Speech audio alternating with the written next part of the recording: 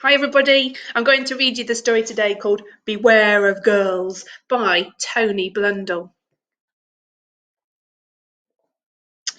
Once upon a dark, damp evening in the forest, a hungry wolf sat in his cave reading a book about girls and grandmas. The wolf was not very good at reading, but the pictures made him feel very hungry indeed, and they gave the wolf a brilliant idea. So the very next morning, the inspired wolf trotted down the path out of the forest and knocked upon the door of a little girl's cottage. The little girl opened the door just a crack and looked the wolf up and down. "Hello, little girl," said the wolf. "I'm your grandma, and I've come for my breakfast. May I come in?" The little girl's dog started barking. "Woof, woof, woof." "Be quiet, Rexy," she said. Then she gave the wolf her long, thoughtful look and said, "I don't think you can be my grandma, because my grandma always wears a big, pretty, flowery dress, and she always brings me a basket of newly laid eggs and a jar of runny honey, and a warm crusty loaf for my breakfast." And saying that, she shut the door in the wolf's face. "Oh, does she?" said the wolf, and then quickly changed to "Oh, do I?" And he raced off up the road to see what he could do about it. When the wolf got back to his cave, he rummaged through all of his boxes and his trunks, till he found a big, pretty, flowery dress which used to belong to his grandma, and he wriggled himself into it. Then he visited the beehives, and the chicken huts, and the bakers. Soon the wolf was back again, knocking at the cottage door.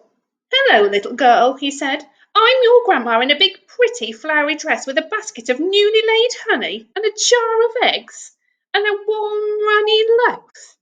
And I've come for my lunch. May I come in?" The little girl took the basket and sniffed the warm bread hungrily. Her little dog was jumping up and down and barking, "Woof, woof, woof."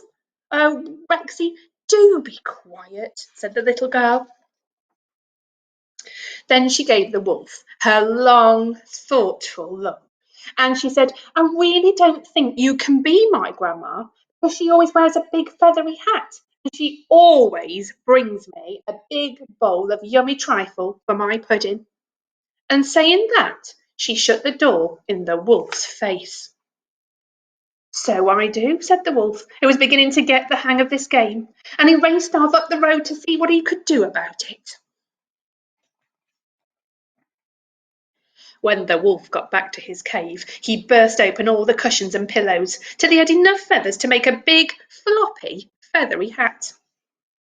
Then he got out the food mixer and the bowls and the custard powder, and he mixed up a bowl of yummy trifle. It wasn't long before the wolf was once again knocking on the cottage door. "Hello, little girl," said the wolf. "I'm your grandma in her big feathery dress and a yummy flowery hat and a pretty bowl of trifle, and I've come for my tea. May I come in?" The little girl took the bowl of trifle and dipped her finger in it. "Mmm," she said, "yummy." "Rexy, don't be so silly." He was off yapping again. "Woof, woof." And once again she gave the wolf a long, thoughtful look, and she said, "I really don't think you can be my grandma, because she always wears bright red high-heeled shoes, and she always brings me a bag of sticky toffee and a great big chocolate cake for my tea. Oh, and some doggy treats for Rexy," she added. And saying that, she shut the door in the wolf's face again. "Oh, yes, I must have forgotten," growled the wolf through gritted teeth, and he set off again to see what he could do about it. When the wolf got back to his cave, he searched through his old trunks and boxes till he found a pair of Grandma's high-heeled shoes, which he wriggled his feet into. And he made some sticky toffee and a great big chocolate cake, and he didn't forget the doggy treats. So he was rather tired and sticky as well by the time he'd finished, by the time he came knocking on that cottage door. "Hello, little girl," said the wolf.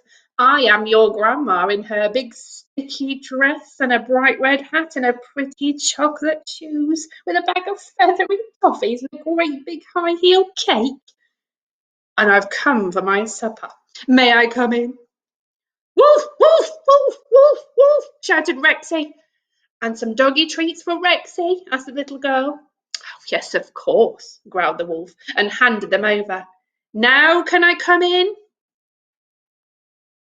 "Well," said the little girl, giving the wolf a long, thoughtful look, "I still don't think you can be my grandma, because my grandma always carries a very large rock around with her, and she always has a big, big bunch of balloons tied to her tail." And saying that, she shut the door in the wolf's face. "Some grandmas are very strange," grumbled the wolf, and he tottered back up the road in his high heels. "Grandma are not," he growled. "The next time I knock on that door, it's supper time for me." When the wolf got back to the forest, he found the biggest rock he could possibly carry. Then he staggered into town and found a balloon seller, and he tied all the balloons to his tail.